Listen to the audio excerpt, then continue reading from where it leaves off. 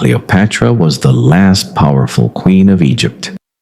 She was not only a symbol of beauty and charm, but also possessed extraordinary intelligence and political insight. She learned the Egyptian language, embraced local culture, and presented herself as the embodiment of the goddess Isis to win the hearts of her people. Mark Antony was a great Roman general and a close ally of Julius Caesar. After Caesar's assassination, civil war broke out in Rome, and power was divided among three leaders.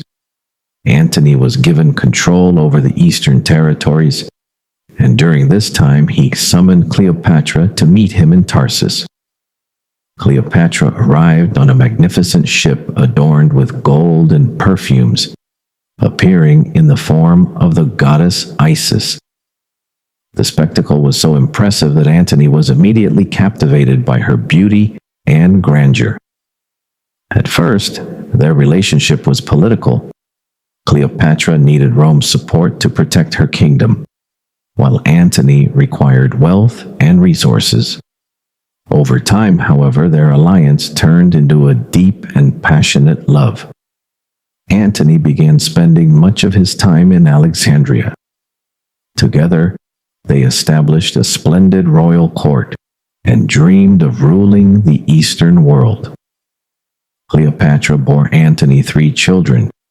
Antony later announced that several territories would be granted to Cleopatra and her children, an event known as the Donations of Alexandria.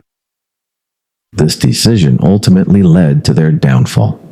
Octavian launched a propaganda campaign in Rome, claiming that Antony had betrayed Rome and fallen under Cleopatra's influence. This conflict culminated in the Battle of Actium in 31 BCE. During the battle, Cleopatra's fleet suddenly retreated, and Antony followed her. This decision shattered the morale of Antony's forces. The following year, Octavian invaded Egypt. Antony received false news that Cleopatra had died.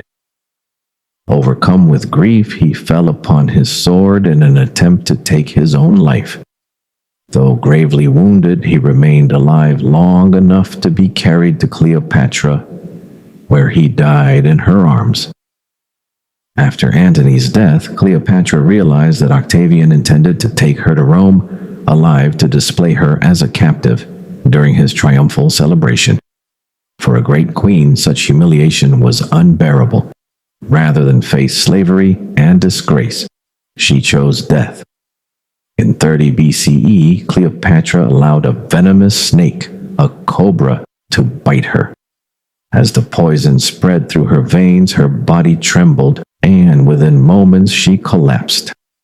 In her final moments, a memory of Antony flickered in her eyes before she fell into eternal silence.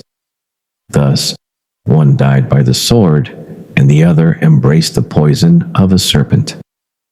It was not merely the death of 2 individuals, but the end of a love, a kingdom, and a civilization. With Cleopatra's death, the Ptolemaic dynasty of Egypt came to an end, and Rome annexed Egypt as a province. This story remains one of the most tragic and famous love stories in history, where love changed the course of history, and a great empire was sacrificed in the name of passion. Subscribe to my channel.